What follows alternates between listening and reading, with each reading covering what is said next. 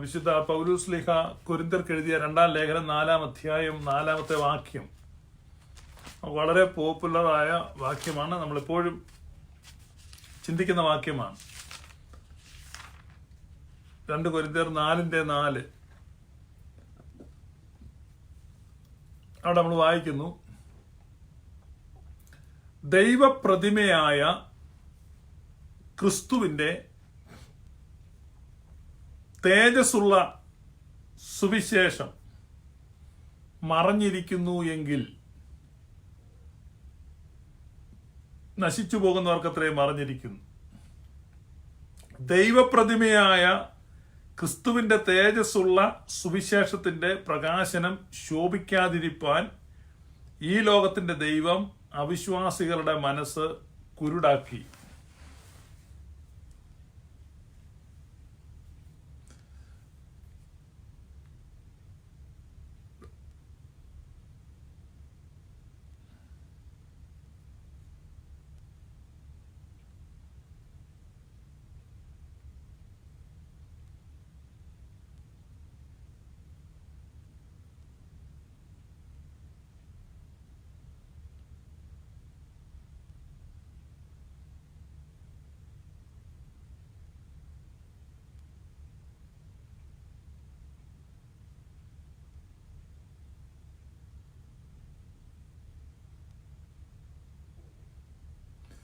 നമ്മളത്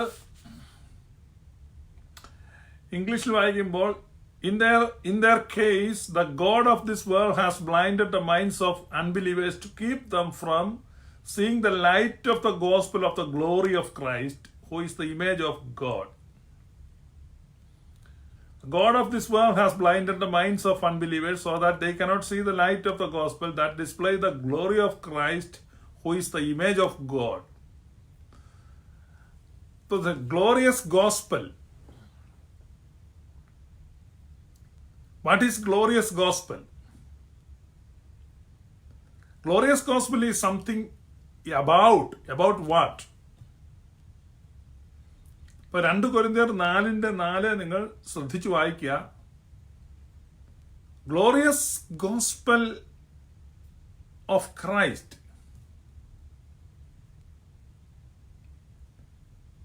ഗോസ്പൽ എന്താണ് അതിന്റെ ഉള്ളടക്കം? What is the content of this gospel? It's a gospel about Christ, the image of God.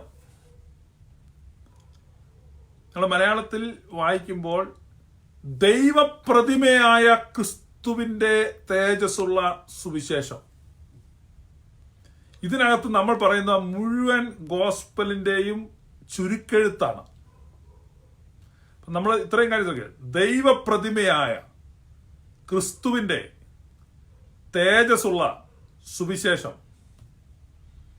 4 വാക്കുകളിൽ നമ്മൾ പറയുന്ന മുഴുവൻ ഗ്ലോറിയസ് ഗോസ്പലും ചുരുക്കി എഴുതിയിരിക്കുകയാണ്.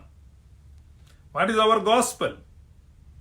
അവർ gospel is not regular gospel. Our gospel is not the market gospel. Market gospel എന്ന് പറഞ്ഞാൽ മോശമായിട്ടല്ല പറഞ്ഞത്, കൂടുതൽ മാർക്കറ്റ് ചെയ്യപ്പെടുന്ന ഗോസ്പൽ എന്ന അർത്ഥത്തിലാണ്. അല്ലെങ്കിൽ നിങ്ങൾ തെറ്റിദ്ധരിക്കരുത്, ചന്ത സുവിശേഷം എന്ന അർത്ഥത്തിലല്ല, വാണിജ്യവൽക്കരിക്കപ്പെട്ട സുവിശേഷം എന്ന അർത്ഥത്തിലാണ് ഞാൻ മാർക്കറ്റ് ഗോസ്പൽ എന്ന് പറഞ്ഞത്. സത്യത്തിൽ അതുകൊണ്ട് നടക്കുന്ന ചന്തകളാണെങ്കിലും അങ്ങനെയല്ല ഞാൻ ഉദ്ദേശിച്ചത്. അത് popular gospel, widely spread gospel, കൂടുതൽ ആളുകളിൽ വിൽക്കപ്പെടുന്ന സുവിശേഷം.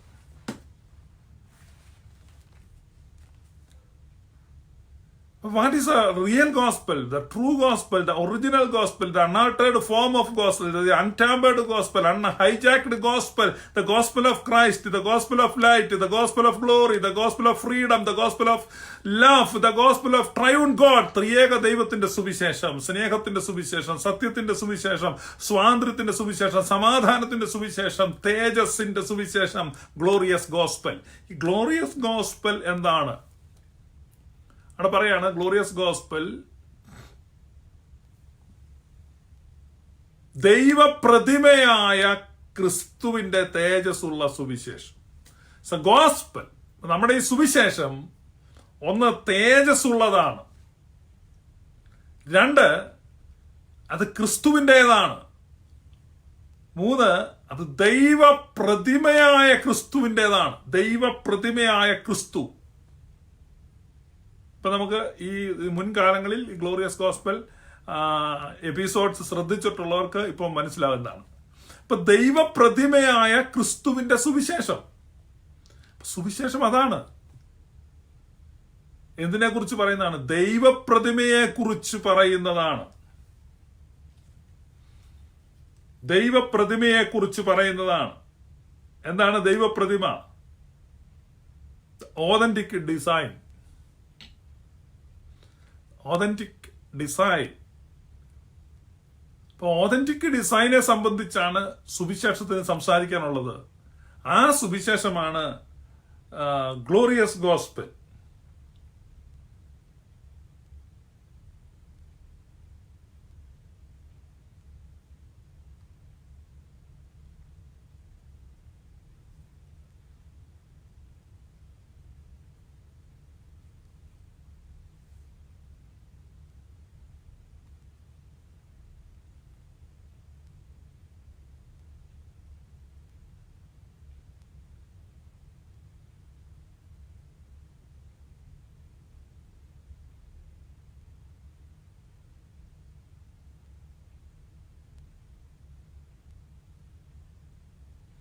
ഇപ്പൊ തേജസ്സുള്ള സുവിശേഷം ക്രിസ്തുവിന്റെ ദൈവപ്രതിമയായ ക്രിസ്തുവിന്റെ തേജസ്സുള്ള സുവിശേഷം.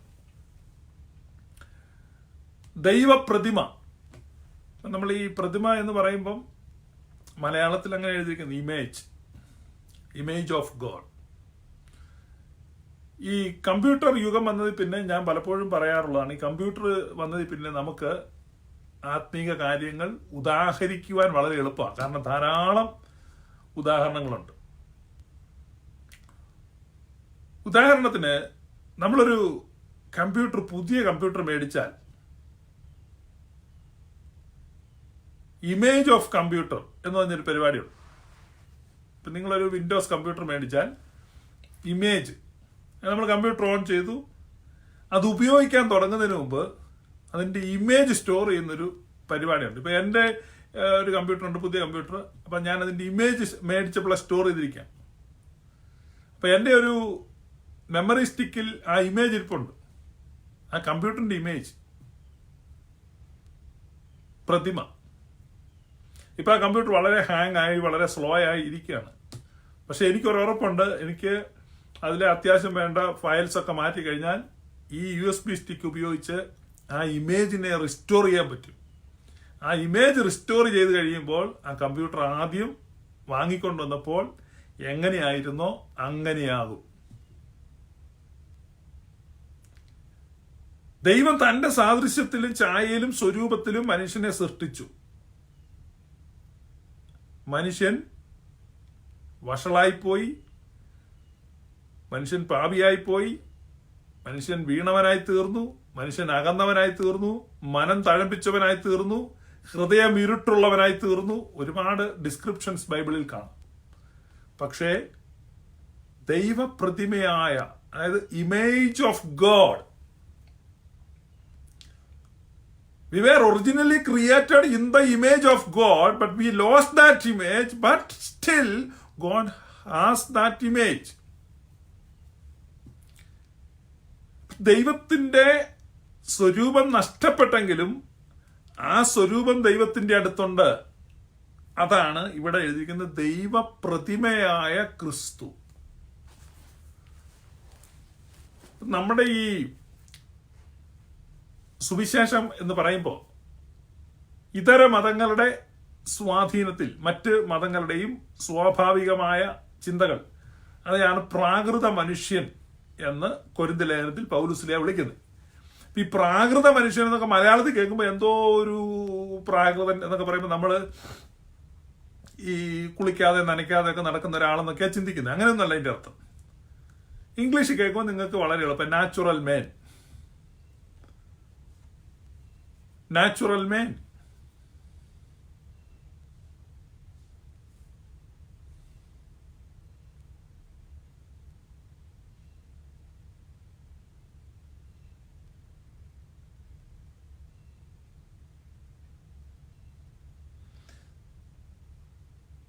നാച്ചുറൽ മാൻ എന്ന് പറഞ്ഞാൽ സ്വാഭാവിക മനുഷ്യൻ. സ്വാഭാവിക മനുഷ്യൻ, സാധാരണ മനുഷ്യൻ.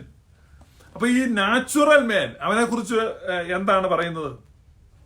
നാച്ചുറൽ മാനെ കുറിച്ച് പറയാണ്, പ്രാകൃത മനുഷ്യന് ദൈവാത്മാവിന്റെ ഉപദേശം ഒട്ടും ഗ്രഹിക്കാൻ കഴിയുന്നതല്ല. പ്രാകൃത മനുഷ്യന് ദൈവാത്മാവിന്റെ ഉപദേശങ്ങൾ ഗ്രഹിക്കാൻ കഴിയുന്നതല്ല. വൈ? എന്തുകൊണ്ടാണ് പ്രാകൃത മനുഷ്യന് അത് കഴിയാത്തത്? സ്വാഭാവിക മനുഷ്യൻ, സാധാരണ മനുഷ്യൻ, നാച്ചുറൽ മാൻ, അങ്ങനെ പറയുന്നത്, നാച്ചുറൽ മാൻ. ഇപ്പൊ നാച്ചുറൽ മാന് ഇതിനെ ഗ്രഹിക്കാൻ കഴിയുകയില്ല. കാരണം നാച്ചുറൽ മാൻ നാച്ചുറൽ ആയിട്ടുള്ള കാര്യങ്ങളാണ് ചിന്തിക്കുന്നത്. ഇപ്പൊ നാച്ചുറൽ മാൻ എന്ന് പറയുമ്പോൾ സാധാരണ മനുഷ്യൻ. ഈ സാധാരണ മനുഷ്യൻ ചിന്തിക്കുന്നത് ദൈവം എന്ന് പറഞ്ഞാൽ ആരാണ് ദൈവം? ദൈവം എന്ന് പറഞ്ഞാൽ അങ്ങ് ദൂരസ്ഥനായ ഒരു വ്യക്തി. സ്വാഭാവികമായിട്ടും ദൈവത്തോട് മനുഷ്യനുള്ള മനോഭാവം എന്താണ്? ദൈവത്തോട് മനുഷ്യനുള്ള മനോഭാവം ഭയമാണ്. ഭയമാണ്, സ്നേഹമല്ല. അപ്പൊ ഈ മതങ്ങൾ, ലോകമനുഷ്യർ, സാധാരണ ആളുകൾ, അവർ മര്യാദക്കാരായി ജീവിക്കുന്നു, ദൈവഭയമുള്ളവൻ എന്നൊക്കെ പറയുന്നു, അല്ലെ അനുസരണം കാണിക്കുന്നു. ഈ അനുസരണം രണ്ട് രീതിയിലുണ്ടാകും. അനുസരണം ഭയത്തിൽ നിന്നും ഉളവാകും, സ്നേഹത്തിൽ നിന്നും ഉളവാകും. അപ്പൊ ഈ ഭയത്തിൽ നിന്നുള്ള വിധേയത്വം, അതാണ് മതങ്ങൾ ആവശ്യപ്പെടുന്നത്. ഇതാണ് പോപ്പുലർ ഗോസ്പൽ എന്ന് പറഞ്ഞാൽ പ്രചാരത്തിലിരിക്കുന്ന സുവിശേഷം. ഈ വർഷത്തിന്റെ അവസാനം എന്നെ കേട്ടുകൊണ്ടിരിക്കുന്ന നിങ്ങളിൽ ഭൂരിപക്ഷം ആളുകളും ഈ വർഷത്തിന്റെ ഈ അവസാന ദിവസങ്ങളിൽ നിങ്ങൾ പ്രാർത്ഥിക്കുന്ന പ്രാർത്ഥന എന്താണ്? കർത്താവെ, ആകേണ്ടതുപോലെ ആയിത്തീരുവാൻ കഴിഞ്ഞിട്ടില്ല, ഇനിയും എന്നെ ഒന്ന് ആക്കണമേ. ശരിയാണോ തെറ്റാണോ? നിങ്ങൾ അങ്ങനെയാണ് പ്രാർത്ഥിക്കുന്നത്. ഇപ്പൊ എല്ലായിടത്തും നടക്കുന്ന ഉപവാസ പ്രാർത്ഥനകളും ഒരു കാരണം ആക്ച്വലി അതൊരു സെൽഫ് ഡിസെപ്റ്റീവ് പ്രയറാണ്, ആത്മവഞ്ചനാപരമായ പ്രാർത്ഥന എന്ന് പറഞ്ഞാൽ ഇവരൊരിക്കലും അങ്ങനെയൊന്നും ആകാൻ ആഗ്രഹിക്കുന്നൊന്നുമില്ല.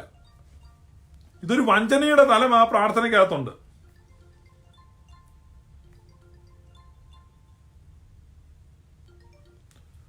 ഒരു വഞ്ചനയുടെ തലം ആ പ്രാർത്ഥനയ്ക്കകത്തുണ്ട്. കർത്താവെ, എനിക്ക് ആകേണ്ടതുപോലെ ആയിത്തീരാൻ, എന്താകാൻ ആഗ്രഹിക്കുന്നു?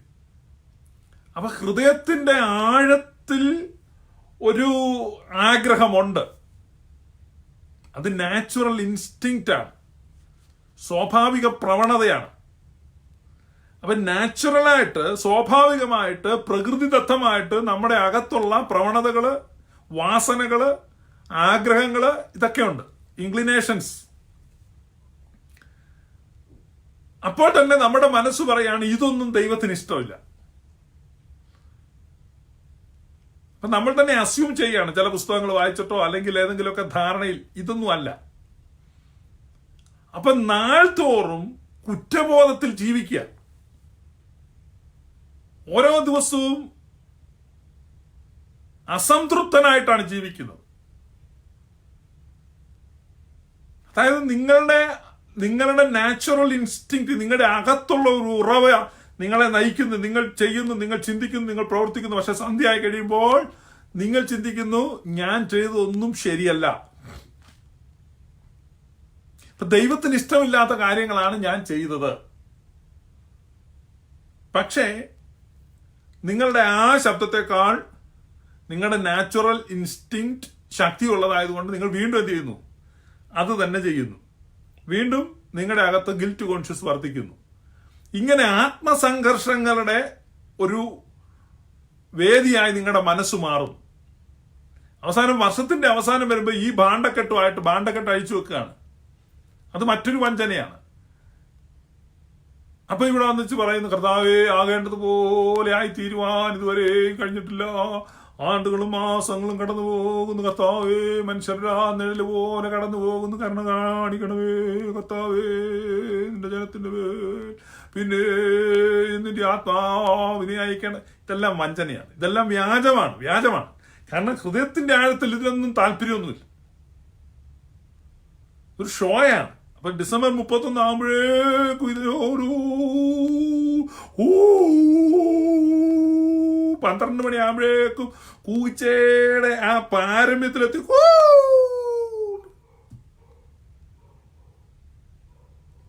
ഞാൻ കളിയാക്കുന്നല്ല, ഞാൻ 25 വർഷം അത് ചെയ്തുകൊണ്ടിരുന്നത്. ഞാൻ 25 വർഷമൊന്നും ചെയ്തില്ല, ഞാൻ കുറച്ചാൾ ചെയ്തപ്പോൾ എനിക്ക് മനസ്സിലായി തട്ടിപ്പാണ്.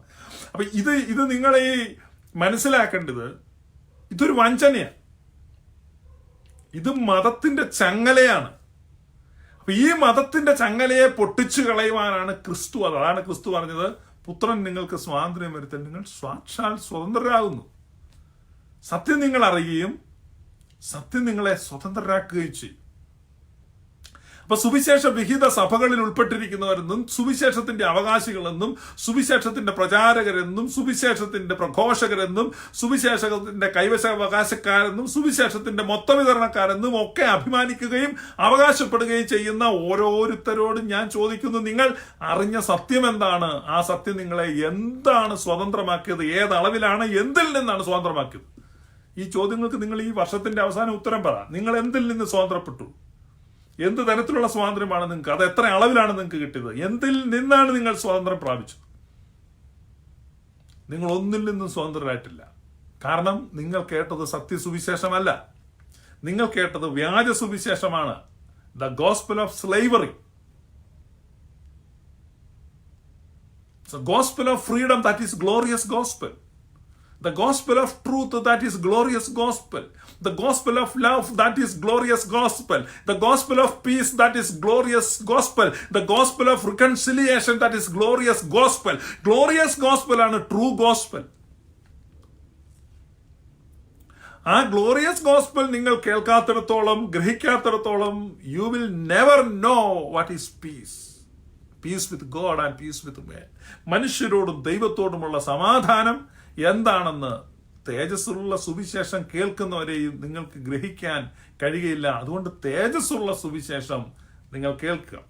ഇതാണ് പൗലോസ് അവിടെ പറയുന്നത്. എന്നാൽ തേജസ്സുള്ള സുവിശേഷം നിങ്ങൾ കേൾക്കാതിരിക്കാൻ ഈ ലോകത്തിന്റെ പ്രഭു, the God of this world, the worldly system, the God of this world has blinded your minds. നിങ്ങളുടെ മനസ്സിനെ കുരുടാക്കിയിരിക്കുകയാണ്, അന്ധമാക്കിയിരിക്കുകയാണ്. ഇപ്പൊ കുരുടന്മാരാണ്, മാനസികമായി ഹൃദയദൃഷ്ടിയിൽ അന്ധത ബാധിച്ചിരിക്കും.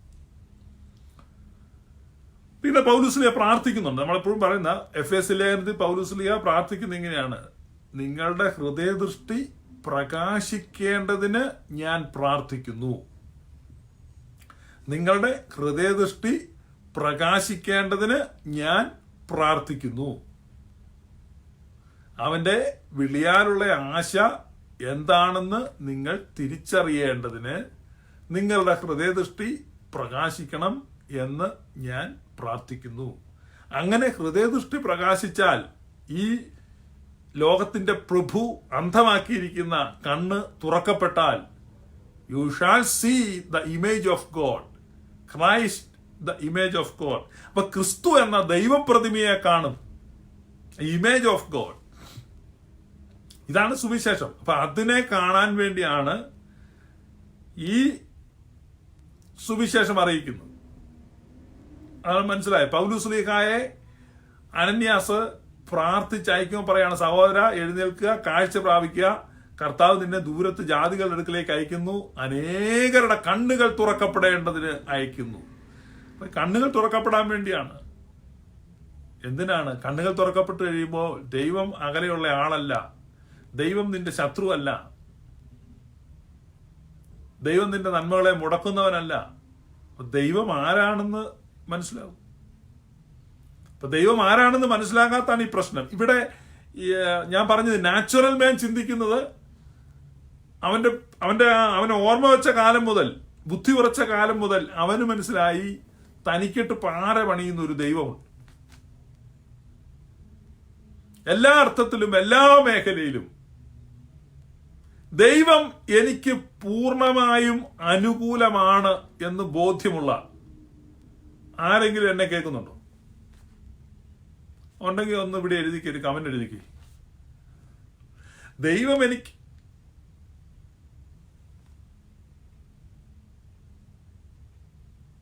എഴുതാൻ പറ്റത്തില്ല. കാരണം നിങ്ങളിൽ ഇപ്പോഴും ആ പ്രാകൃതത്വം നിൽക്കുകയാണ്. അപ്പം പ്രാകൃതത്തിന്റെ അളവ് എത്ര നമ്മളിൽ നിൽക്കുന്നോ ആ പ്രാകൃതത്വം നമ്മളോട് പറയും വിശ്വസിക്കാൻ കൊള്ളത്തില്ല, ഇവനെ ദൈവത്തെ വിശ്വസിക്കാൻ കൊള്ളത്തില്ല, കാരണം അവൻ ഇതൊക്കെ ആണെങ്കിലും പുള്ളി നമുക്കെതിരാണ്.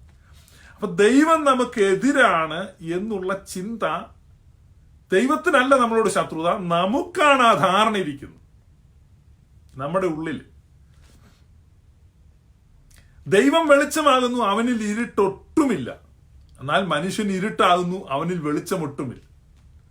നിങ്ങളൊക്കെ ആ കോൺട്രാസ്റ്റ് മനസ്സിലായി. അതായത് ദൈവം വെളിച്ചമാകുന്നു, അവനിൽ ഇരുട്ടൊട്ടുമില്ല. എന്നാൽ മനുഷ്യന്റെ ഹൃദയം മുഴുവൻ ഇരുട്ടാണ്, അവനിൽ വെളിച്ചമൊട്ടുമില്ല. അവിടെയാണ് സുവിശേഷത്തിന്റെ വെളിച്ചം വരും. ആ സുവിശേഷത്തിന്റെ വെളിച്ചം വർദ്ധിക്കുകയാണ്, സുവിശേഷത്തിന്റെ വെളിച്ചം വർദ്ധിക്കുകയാണ്, സുവിശേഷത്തിന്റെ വെളിച്ചം വർദ്ധിക്കുകയാണ്.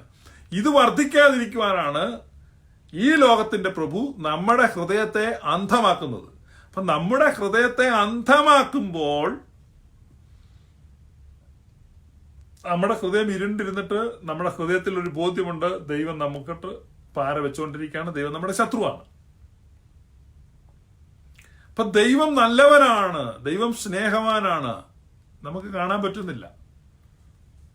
അതുകൊണ്ട് നിങ്ങൾ പുറത്തേക്ക് ഇറങ്ങുക, എപ്പോഴും പെരയ്ക്കകത്തിരിക്കാതെയോ മൊബൈൽ ഫോണിൽ നോക്കിയിരിക്കാതെയോ പുറത്തിറങ്ങുക, പ്രകൃതിയിലേക്ക് നോക്കുക, പ്രകൃതിയോട് സംവദിക്കുക. ഇത് ഞാനൊരു 4 വർഷം മുമ്പ് എഴുതിയതിനാണ് പെന്തക്കോസുകാരൻ നമ്മുടെ കൂടി എന്നെ പഞ്ഞിക്കിട്ടത്. വലിയ വേളമായിരുന്നു. നിങ്ങളൊരു 4 വർഷം മുമ്പത്തെ ഫേസ്ബുക്കിൽ പോയി നോക്കിയാൽ അന്ന് ഞാൻ പറഞ്ഞു, പ്രകൃതിയിലൂടെയാണ് ദൈവത്തെ കാണേണ്ടത്. നിങ്ങൾ look through the nature, look into the nature. പ്രകൃതി ആരാധകനായി പ്രകൃതിയെ നോക്കാനല്ല, പ്രകൃതിയിലൂടെ നോക്കുക. ദൈവം നിങ്ങളോട് സംസാരിക്കാൻ തുടങ്ങും, ദൈവം നിങ്ങളോട് സംസാരിക്കാൻ തുടങ്ങും. അപ്പൊ പ്രാർത്ഥന എന്ന് പറഞ്ഞു കഴിഞ്ഞാൽ, ഇന്നലെ എന്നെ ഒരാൾ വിളിച്ചു, കുറെ സമയം ആത്മീയ കാര്യങ്ങളൊക്കെ ചോദിച്ചു. അപ്പൊ അവർ പറയുന്നത്, പാസ്റ്റർ എനിക്ക് പഴയ പോലെ പ്രാർത്ഥിക്കാൻ പറ്റുന്നില്ല. What do you mean by prayer? അത് ദൈവത്തോടുള്ള ഒരു കമ്മ്യൂണിക്കേഷൻ, ദൈവത്തോടുള്ള. ഞാൻ പറഞ്ഞു ഓക്കെ, അപ്പൊ എത്ര നേരം വേണം നിങ്ങൾക്ക് പ്രാർത്ഥിക്കാൻ? പാസ്റ്റർ എനിക്കിപ്പോൾ ഭയങ്കര തിരക്കാണ്, അപ്പൊ എനിക്ക് പ്രാർത്ഥിക്കാൻ സമയം കിട്ടുന്നില്ല, അതാണ് എന്റെ ദുഃഖം. യെസ്, അപ്പൊ നിങ്ങൾ ദൈവത്തോട് എങ്ങനെയാ പ്രാർത്ഥിക്കുന്നത്? Prayer is a communication. അതെ, എങ്ങനെയാ കമ്മ്യൂണിക്കേറ്റ് ചെയ്യുന്നത്? നിങ്ങൾ എങ്ങനെയാണ് പ്രാർത്ഥിക്കുന്നത്? എങ്ങനെയാണ് കമ്മ്യൂണിക്കേറ്റ് ചെയ്യുന്നത്? എങ്ങനെയാണ് പ്രാർത്ഥിക്കുന്നത്? നിങ്ങൾ എങ്ങനെയാ പ്രാർത്ഥിക്കുന്നത്?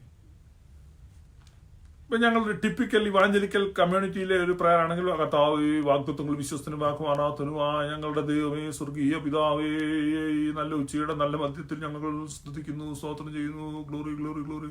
ഇങ്ങനെ അതിന്റെ പിന്നെ ഈ മെഷീൻ ഗൺ വെടിവെച്ച് വെക്കുന്ന ഓരോരുത്തരുടെ കപ്പാസിറ്റി അനുസരിച്ച് 10 മിനിറ്റ് 12 മിനിറ്റ് 14 മിനിറ്റ് ചിലപ്പോൾ ചില ഭാഷമാർ ഇങ്ങനെ കൈകൊണ്ട് കാണിക്കും. കാരണം മീറ്റിംഗ് 2 മണി വരെയും ഉന്തിക്കൊണ്ട് പോകണ്ട. അതുകൊണ്ട് പിന്നെ കുഞ്ഞമ്മ കൊച്ചമ്മയുടെ പ്രാർത്ഥന തീർന്നാൽ പിന്നെ വലിയ വലിയ പ്രാർത്ഥനകളൊന്നുമില്ല. അതുകൊണ്ട്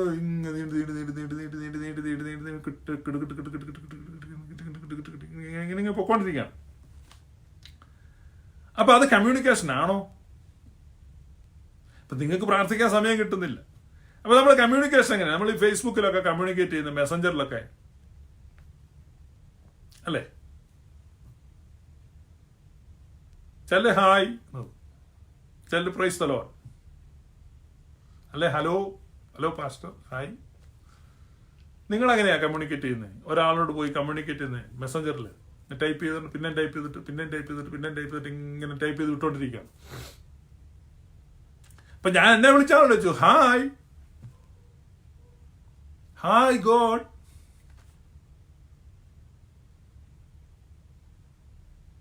അപ്പം ഗോഡ് എന്ത് പറയണം? Yes James. അപ്പൊ നീ അല്ലേ കമ്മ്യൂണിക്കേഷൻ. അപ്പൊ ലൈഫിൽ ഇന്ന് വരെ അങ്ങനെ കേട്ടോ? പിന്നെ ഇങ്ങനെ ഇതെന്ന് പറഞ്ഞു കഴിഞ്ഞാൽ ഇറ്റ്സ് എ മെന്റൽ മാസ്റ്റർബേഷൻ, മാനസിക സ്വയംഭോഗം എന്ന് പറയും. അപ്പൊ അതല്ലല്ലോ പ്രാർത്ഥന എന്ന് പറയുന്നത്. അപ്പൊ ദൈവത്തോട് കമ്മ്യൂണിക്കേറ്റ് ചെയ്യുക എന്ന് പറഞ്ഞാൽ ദൈവത്തിന്റെ സ്വരം കേൾക്കുക. Wait upon the lord, wait upon the lord. നീ ആ ദൈവത്തിന്റെ സ്വരം കേൾക്കാൻ വേണ്ടി നിന്റെ ജോലിയെല്ലാം കളഞ്ഞ് അവധി എടുത്ത് വേറെ എവിടെയെങ്കിലും പോയി ഇങ്ങനെ കൈപൊക്കി ഇങ്ങനെ ഇരുന്ന് ദൈവത്തിന്റെ സ്വരം കേൾക്കേണ്ട ആവശ്യം. ദൈവം അങ്ങനെ ഇരുന്നവരോട് സംസാരിച്ചതിനേക്കാൾ കൂടുതൽ എന്തെങ്കിലുമൊക്കെ ജോലി ചെയ്തുകൊണ്ടിരുന്നവരോട് സംസാരിച്ചു. അങ്ങനെയാ ബൈബിളിൽ കാണും. മിദ്യാനിയരെ ഭയന്ന് മുന്തിരിച്ചക്കിന്റെ മറവിൽ വെച്ച് ഗോതമ്പ് മെതിച്ചുകൊണ്ടിരുന്ന ഗിദെയോന്റെ അടുത്ത് വന്ന് ദൈവത്തിന്റെ ദൂതൻ വിളിച്ചു, അല്ലയോ പരാക്രമശാലി. പല കാര്യങ്ങളാൽ പ്രശ്നം. തന്റെ ബന്ധുക്കളുടെയും അയൽക്കാരുടെയും ഒക്കെ ധാന്യം മിദ്യാനിയർ തട്ടിയെടുത്തുകൊണ്ട് പോയി. അതിനിടയിലും അല്പം ധാന്യം കൊയ്തെടുക്കാൻ ഈ ഗിദെയോന് കഴിഞ്ഞു. ഇനി മിദ്യാനിയരെ അത് കാണാതിരിക്കാൻ വേണ്ടി ആ ഗോതമ്പ് മുഴുവൻ ചുമന്ന് മുന്തിരിച്ചക്കിന്റെ അവിടെ കൊണ്ടിട്ടു. കാരണം മുന്തിരിക്കൊയ്ത്തിന്റെ സമയമല്ല, മിദ്യാനിയർ ഈ സമയത്ത് ഗോതമ്പ് വയലിന്റെ സൈഡിൽ കൂടെയാണ് വരുന്നത്. ആരും അങ്ങനെ മുന്തിരിച്ചക്കിന്റെ അവിടെ നോക്കാൻ സാധ്യതയില്ല. അതുകൊണ്ട് ഈ മുന്തിരിച്ചക്കിന്റെ അവിടെ കൊണ്ടിട്ടു. അപ്പൊ എന്തെല്ലാം പ്രശ്നങ്ങളാണ്. നിരാശ, തന്റെ കമ്മ്യൂണിറ്റിക്ക് വന്നിരിക്കുന്ന തകർച്ചയിലുള്ള ദുഃഖം, തന്റെ ബന്ധുക്കൾക്കും അയൽക്കാർക്കും ഉണ്ടായ നഷ്ടം, നിരന്തരമായ ശത്രു ഭീഷണി, ഈ മിദ്യാനിയരുമായിട്ടുള്ള ദൈവം കൈവിട്ടോ എന്നുള്ള ചിന്ത, എങ്ങനെയും തന്റെ ഗോതമ്പും അവരുടെ കയ്യിൽ പെടാതെ രക്ഷിക്കാനുള്ള വ്യഗ്രത, എന്തെല്ലാം ആത്മസംഘർഷങ്ങളിലൂടെയാണ് ഗിദെയോൻ കടന്നു പോകുന്നത്. അല്ലാതെ ഗിദെയോൻ ഇങ്ങനെ ഈ ഒരു ലൈറ്റ് എല്ലാം ഇട്ട് ചെറിയതായിട്ട് പിയാനോ ഒക്കെ ഇങ്ങനെ വായിച്ച് പൈതലാ യേശുവേ ഇങ്ങനെയൊന്നും പോയി ഓരോരോ ഇങ്ങനെ പോയി അങ്ങനെ എന്തിനു കീബോർഡ് വായിച്ച് സ്തുതിച്ചാട്ടെ, കൈകൾ ഉയർത്തിയാട്ടെ, ഗ്ലോറി, ഇങ്ങനെയുള്ള ഷോ കാണിച്ചിട്ടൊന്നും അല്ല. മനസ്സിലായി? ഞാൻ കുറ്റം പറയുന്നില്ല, അങ്ങനെയൊക്കെ ചെയ്യുന്നതല്ല. നിങ്ങളൊക്കെ പോയി ചെയ്യേ. ഇന്നത്തെ നമ്മളിങ്ങനെ ഇങ്ങനെ ഇങ്ങനെ ഇങ്ങനെ ഈ 31-ാം തീയതി രാത്രി ഒത്തിരി ഷോ ഉണ്ട്. അങ്ങനെ കൈ അടിച്ച് പൊട്ടിച്ചാട്ടെ. 1-ാം തീയതി രാവിലെ ഇവന്റെ ഒന്നും വായിൽ ഒച്ച കാണുന്നില്ല. ന്യൂ ഇയർ പറയാൻ പോലും ഒച്ച കാണത്തില്ല. കാരണം 31-ാം തീയതി രാത്രി ഇട്ട് കാറിക്കുക. അപ്പൊ അതുകൊണ്ട് ഈ ആത്മസംഘർഷങ്ങളുടെ ഒക്കെ നടുവിൽ ഈ മുന്തിരിച്ചക്കിന്റെ പുറകിൽ ഇങ്ങനെ നിൽക്കുന്ന ഗിദെയോന്റെ അടുത്തേക്കാണ് ദൈവത്തിന് ദൂതം വരുന്നത്. God can talk to you where you are. നീ ഒരു ജോലി ചെയ്യുകയാണെങ്കിൽ നീ ആ ജോലി ചെയ്യ്. നീ ബിസിനസ് ചെയ്യാണ് ബിസിനസ് ചെയ്യ്. ദൈവത്തെ കേൾക്കുവാൻ ഒരാഗ്രഹം, ദൈവത്തെ കാണുവാൻ ഒരാഗ്രഹം, ഒരു കനല് പോലെ നിന്റെ മനസ്സിൽ കിടക്കട്ടെ. God will surely talk to you. ദൈവം നിശ്ചയമായും നിന്നോട് സംസാരിക്കും. അപ്പൊ അവിടെ നിങ്ങൾ നോക്കുക, കാട്ടത്തിപ്പഴം പെറുക്കിക്കൊണ്ടിരിക്കുക ആമോസ്. കാട്ടത്തിപ്പഴം. അപ്പോഴാ ദൈവം ചെന്ന് വിളിക്കും. കലപ്പ വെച്ച് ഉഴുതു മറിച്ചുകൊണ്ടിരിക്കുമ്പോഴാണ് ഏലീഷായെ വിളിക്കുന്നത്. മീൻ പിടിച്ചൊരു കുന്തവും കിട്ടാതെ നിരാശപ്പെട്ട് വല കഴുകിക്കൊണ്ടിരിക്കുമ്പോഴാണ് പത്രോസിനെ വിളിക്കുന്നത്. ഓരോരുത്തരും ഓരോ ജോലി ചെയ്തുകൊണ്ടിരിക്കും. 7 ദിവസം ഉപവാസം എടുത്ത് കൈപൊക്കിക്കൊണ്ടിരുന്നപ്പോൾ ആരെയും വിളിച്ചായിട്ട് നമ്മൾ ബൈബിളിൽ കാണുന്നില്ല.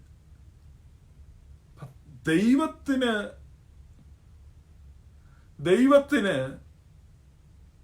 നിന്നോട് സംസാരിക്കാൻ നീ പ്രത്യേകിച്ച് ഒരിടത്ത് പോയി കൈപൊക്കി നിൽക്കേണ്ട ആവശ്യം. അങ്ങനെ നിൽക്കുന്നത് തെറ്റാന്നല്ല ഞാൻ പറഞ്ഞു, വളരെ നല്ലതാണ്. അതിന് സൗകര്യവും സാവകാശമുണ്ട്. പക്ഷെ അതിന് സൗകര്യവും സമയവും കിട്ടാത്തവര് അയ്യോ അങ്ങനെ കിട്ടുന്നില്ലല്ലോ എന്നോർത്ത് വിഷമിക്കേണ്ട. ദൈവത്തിന് ബിസി ആയിട്ടുള്ള ലൈഫിലൂടെ വന്ന് സംസാരിക്കാൻ പറ്റും. മനസ്സിലായി? മോശ ആടിനെ മേയിച്ചുകൊണ്ടിരിക്കുക. ഏറ്റവും വലിയ വിളിയാ മോശയുടെ വിളി.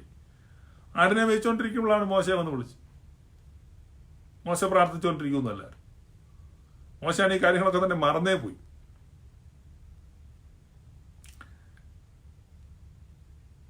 പിന്നെ ഈ പ്രാർത്ഥനയുടെ നടുക്ക് ഒരുത്തന്നെ ദൈവം വിളിച്ചു എന്ന് പറഞ്ഞാൽ അത് ഈ സക്രിയ പുരോഹിതനെ വിളിച്ചു. പുള്ളി ധൂപം കാണിച്ചുകൊണ്ടിരുന്നപ്പോഴാണ് വിളിച്ചത്. പക്ഷെ ആ വിളി സക്സസ് ആയില്ല, പുള്ളി ഊമയായി പോവായിരുന്നു. എന്ന് പറഞ്ഞാൽ ഓരോ പണിയൊക്കെ ചെയ്തുകൊണ്ടിരുന്നവർ വിളിച്ചപ്പോൾ അതൊക്കെ മര്യാദയ്ക്ക് വിളി കേൾക്കുകയും കാര്യങ്ങൾ നടക്കുകയും ചെയ്തു. ഈ ധൂപം അർപ്പിച്ചുകൊണ്ടിരുന്നവനെ വന്ന് വിളിച്ചിട്ട് പുള്ളിക്ക് വിശ്വസിക്കാനേ പറ്റിയില്ല. അവസാനം ദൈവം തമ്പുരാൻ നിന്റെ മിണ്ടായിക്കോട്ടെ, എന്റെ വായ അടഞ്ഞു പോയി. ഞാൻ പറഞ്ഞു മനസ്സിലായി. അതായത് ഈ പ്രാർത്ഥിക്കാൻ വേണ്ടി മാറിയിരുന്ന് വലിയ പേഹളം ഉണ്ടാക്കുന്നവന്മാരോടും എല്ലാം ദൈവം സംസാരിച്ചു കഴിഞ്ഞാൽ അവന്മാർക്ക് വിശ്വസിക്കാനും പറ്റത്തില്ല, വലിയ ദുരന്തമായി തീരും. അതിൽ പിന്നെയാണ് ദൈവം അങ്ങനെ ഈ വലിയ വലിയ പ്രാർത്ഥനക്കാരുടെ അടുത്തോട്ട് വരാത്തത്. ഒരുപാട് പ്രാർത്ഥിച്ചുകൊണ്ടിരുന്ന അവിടെ വന്നു കഴിഞ്ഞാൽ അവൻ വിശ്വസിക്കാൻ പറ്റത്തില്ലെന്ന് ദൈവത്തിനും അറിയും. അതുകൊണ്ട് നമ്മൾ സാധാരണ ലൈഫിൽ, ഞാൻ തമാശ പറഞ്ഞു കേട്ടോ, സാധാരണ ലൈഫിൽ നിങ്ങൾക്ക് ദൈവത്തെ കാണാൻ പറ്റും, ദൈവത്തെ കേൾക്കാൻ പറ്റും. അപ്പൊ അങ്ങനെയുള്ള കാര്യങ്ങൾ, അയ്യോ ഞാനൊരു ആത്മീകനല്ലല്ലോ, അല്ലെങ്കിൽ ഞാനിങ്ങനെ വേറിട്ട് ഇങ്ങനെ കൈവക്കി, നീ അങ്ങനെ വേറിട്ട് കൈവക്കി നിൽക്കേണ്ട ആവശ്യമൊന്നും. കാരണം നിന്റെ ഹൃദയത്തിൽ എത്രമാത്രം ദൈവം നല്ലവനാണ്, ദൈവം എനിക്ക് അനുകൂലമാണ് എന്നുള്ള ചിന്തയുണ്ട്. 1%, 2%, 3%, 4% or 50%, 75%. അതന്നെ നിങ്ങൾ കണ്ടിട്ടില്ലേ, ഗ്രഹണം കഴിഞ്ഞിട്ട് ഇങ്ങനെ മാറി മാറി മാറി മാറി ഇങ്ങനെ ചന്ദ്രൻ തെളിഞ്ഞ് തെളിഞ്ഞ് തെളിഞ്ഞ് തെളിഞ്ഞ് തെളിഞ്ഞ് തെളിഞ്ഞ് വന്ന് കംപ്ലീറ്റ് തെളിഞ്ഞു വരും.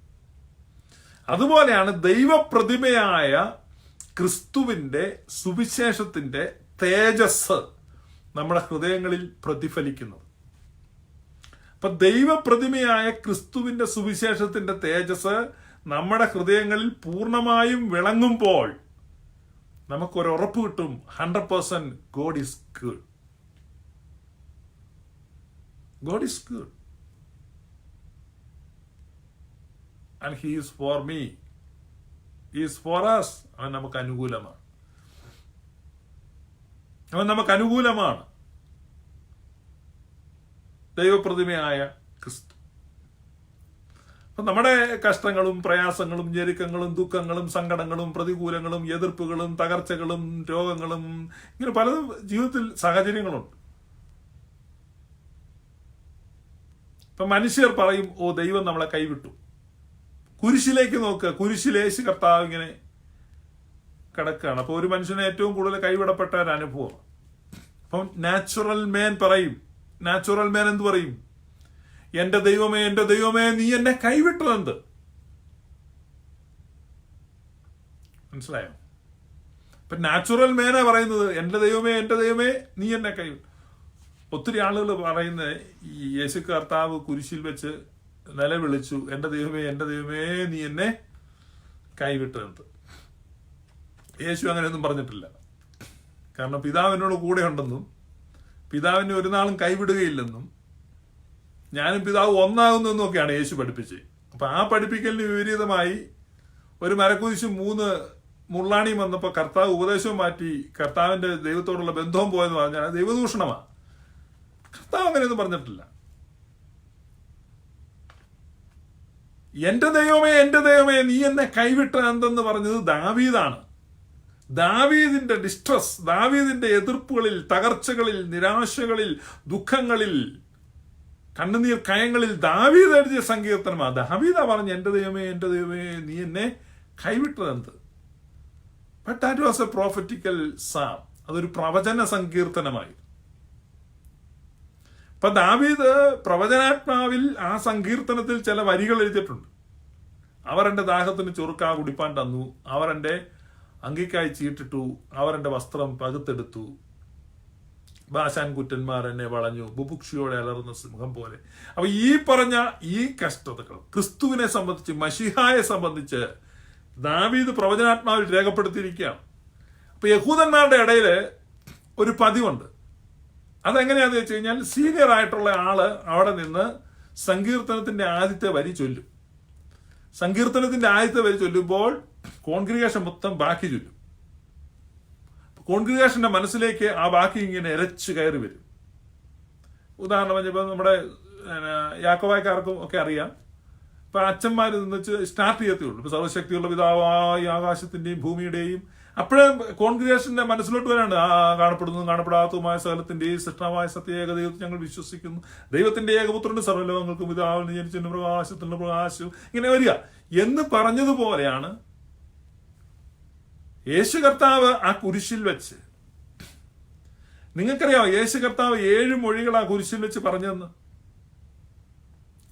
ആ 7 മൊഴികൾ പറയാൻ എത്രമാത്രം കഷ്ടപ്പെട്ടെന്ന് നിങ്ങൾക്കറിയാവും. കാരണം ഈ കുരിശിൽ ഇങ്ങനെ ആണിയിൽ തൂങ്ങിക്കിടക്കുമ്പോൾ അത് ഏറ്റവും ബാധിക്കുന്ന ഈ ലങ്സിനെയാണ്. സംസാരിക്കാൻ വലിയ ബുദ്ധിമുട്ടാണ്. അത് ഈ ആണിയിൽ, ഈ കയ്യിൽ തറച്ചിരിക്കുന്ന ആണിയിൽ നിന്ന് ഇങ്ങനെ ബലം പിടിച്ചിങ്ങനെ ഉയർന്നിട്ട് ഒരു ചെറിയ ഗ്യാപ്പിൽ നിന്നുകൊണ്ട് വേണം സംസാരിക്കാൻ. പ്രാണൻ പറഞ്ഞു പോകുന്ന വേദനയാണ് സംസാരിക്കുന്നത്. അതുകൊണ്ട് ചുമ്മാ വാചടിച്ച് കിടക്കാൻ പറ്റുന്ന സ്ഥലമല്ല. അതുകൊണ്ട് ആ സങ്കീർത്തനം മുഴുവൻ ചൊല്ലുക എന്നുള്ള അസാധ്യമാണ്. അപ്പൊ താഴെ നിൽക്കുന്ന സ്പെക്ടറ്റേഴ്സ്, കൂത്തുകാഴ്ച കാണാൻ നിൽക്കുന്ന യഹൂദന്മാരുണ്ട്. അവർ കൂത്തുകാഴ്ച കാണാൻ നിൽക്കുന്നതാണെങ്കിലും ചെറുപ്പം തൊട്ട് സൺഡേ സ്കൂളിൽ മര്യാദയ്ക്ക് പോയതാണ്. സങ്കീർത്തനം എല്ലാം കാണാതറിയാം. എല്ലാം മസുമൂറായി അറിയാവുന്നവരാ. അതുകൊണ്ട് അവരോട് പറയുകയാണ് യേശു 22-ാം സങ്കീർത്തനത്തിൽ എഴുതിയിരിക്കുന്ന എന്തോ, that is exactly what happening here. അപ്പൊ ഇവിടെ സംഭവിച്ചുകൊണ്ടിരിക്കുന്ന അതാണ്. 22-ാം സങ്കീർത്തനത്തിൽ ദാവീദ് രാജാവ് പ്രവചിച്ചിരിക്കുന്ന, മശിഹാ സങ്കീർത്തനത്തിൽ പ്രവചിച്ചിരിക്കുന്ന സംഭവങ്ങളാണ് നിങ്ങളിപ്പോൾ കൺമുൻപിൽ കാണുന്നത് എന്ന് കാഴ്ചക്കാരായി നിൽക്കുന്ന യഹൂദന്മാരെ റിമൈൻഡ് ചെയ്യിക്കാൻ 22-ാം സങ്കീർത്തനത്തിന്റെ 1-ാമത്തെ വാക്യം യേശു കർത്താവ് ചൊല്ലിക്കൊടുക്കുകയാണ്. എന്റെ ദൈവമേ, എന്റെ ദൈവമേ, നീ എന്നെ കൈവിട്ടു. അല്ലാതെ യേശു കർത്താവ് കുരിശാ കടന്നിട്ട് അയ്യോ എന്റെ ദൈവമേ കൈവിട്ടതെന്ന് അങ്ങനെയല്ല. Never happen.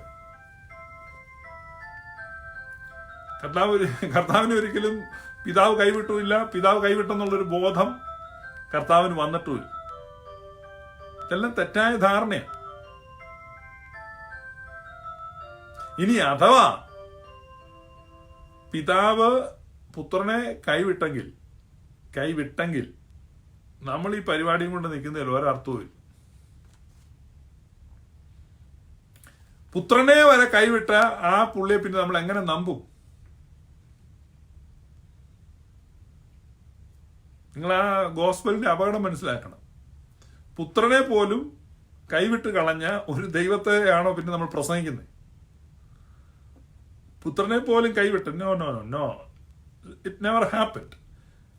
കാരണം ഇത് പറഞ്ഞു കഴിയുമ്പോഴേക്കും ഈ താഴെ നിൽക്കുന്ന ആളുകൾ ആ 22-ാം സങ്കീർത്തനത്തിലൂടെ സഞ്ചരിക്കുകയാണ്. 22-ാം സങ്കീർത്തനത്തിലൂടെ സഞ്ചരിക്കുകയാണ്. അപ്പൊ 22-ാം സങ്കീർത്തനം നിങ്ങൾ നോക്കണം. അത് 22-ാം സങ്കീർത്തനം ഏറ്റവും ദുഃഖകരമായ നിരാശയുള്ള സങ്കീർത്തനമാണെന്നൊക്കെയാണ് പലരുടെയും ചിന്ത. കാരണം അത് തുടക്കം അങ്ങനെയാണ്. പക്ഷെ അതിന്റെ ആ സങ്കീർത്തനത്തിന്റെ അവസാനം നിങ്ങൾക്കറിയാവും.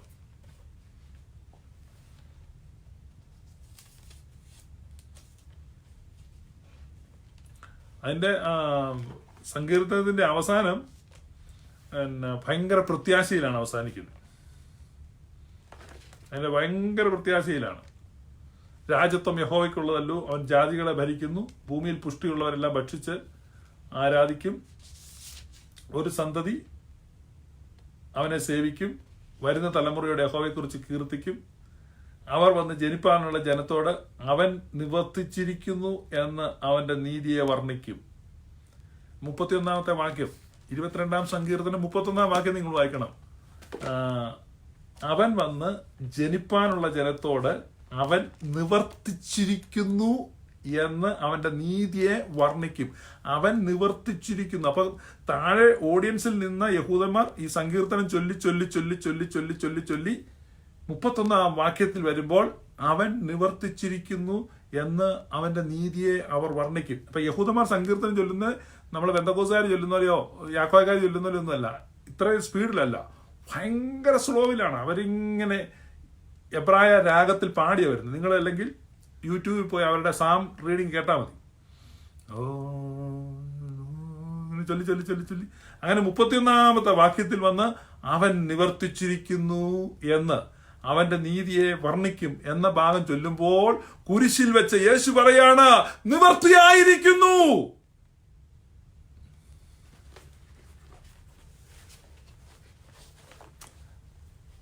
സങ്കീർത്തനം 22-ാം സങ്കീർത്തനത്തിലൂടെ യാത്ര ചെയ്യാണ്. അവിടെ സംഭവിച്ചെന്താണെന്ന് നിങ്ങൾ മനസ്സിലാക്കണം.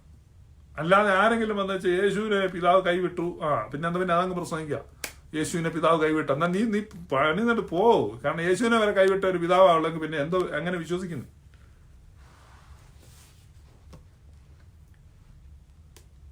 ആ സങ്കീർത്തനത്തിലൂടെയുള്ള ഒരു ജേർണിയാണ്.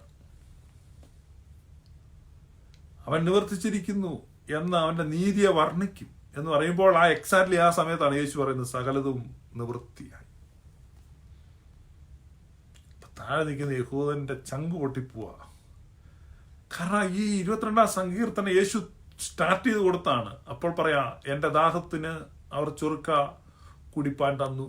അപ്പൊ ഇവരിങ്ങനെ ഇത് ചൊല്ലി, എന്റെ ദാഹത്തിന് അവർ ചൊറുക്ക കുടിപ്പാൻ തന്നു. അപ്പൊ അവർ നോക്കുമ്പം ഒരു പടയാളി ഇങ്ങനെ ഉണ്ട്, കർത്താവിന് ചൊറുക്ക കൊടുക്കുക. ഗ്രാഫിക് ഡിസ്ക്രിപ്ഷനാണ്. പിതാവ് എന്റെ ആത്മാവിനെ ഞാൻ തിരുക്കരങ്ങളിലേക്ക് ഏൽപ്പിക്കും. കൈവിട്ട ആളുടെ കയ്യിലോട്ടാണ് ആത്മാവിനെ ഏൽപ്പിക്കുന്നത്. നിങ്ങൾ മനസ്സിലാക്കുക, കൈവിട്ട ഒരാളുടെ കയ്യിലോട്ടാണോ ആത്മാവിനെ ഏൽപ്പിക്കുന്നത്? ഒരിക്കലും അല്ല. പിതാവ് ഒരിക്കലും പുത്രനെ കൈവിട്ടിട്ടില്ല. നിങ്ങൾ മനസ്സിലാക്കുക. ഇതാണ് നമുക്ക് ഈ പറ്റുന്നത്. നമ്മൾ ആ തേജസ്സുള്ള സുവിശേഷം, ദൈവപ്രതിമയായ ക്രിസ്തുവിന്റെ തേജസ്സുള്ള സുവിശേഷം, ദൈവപ്രതിമയായ ക്രിസ്തുവിനെ ഒരിക്കലും പിതാവ് കൈവിടുന്നില്ല. അപ്പൊ ദൈവപ്രതിമയായ ക്രിസ്തുവിന്റെ, അപ്പം നമ്മൾ ഈ 2 കൊരിന്ത്യർ 4 വായിച്ചത്,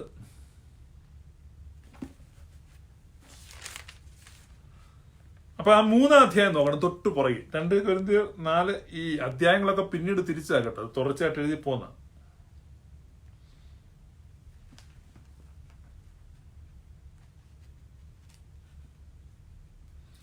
3:14 മുതലാണ് വായിക്കുന്നത്, ശ്രദ്ധിക്കുക. പഴയ നിയമം വായിക്കുമ്പോഴൊക്കെയും ആ മൂടുപടം നീങ്ങാതെ ഇന്നു വരെ ഇരിക്കുന്നുവല്ലോ, അത് ക്രിസ്തുവിൽ നീങ്ങിപ്പോകുന്നു. മോശയുടെ പുസ്തകം വായിക്കുമ്പോൾ മൂടുപടം ഇന്നയോളം അവരുടെ ഹൃദയത്തിന്മേൽ കിടക്കുന്നു. മോശയുടെ പുസ്തകം വായിക്കുന്ന പഴയ നിയമ പുസ്തകങ്ങൾ വായിക്കുമ്പോൾ നിങ്ങളുടെ ഹൃദയത്തിന്റെ മേൽ മൂടുപടം വീഴും.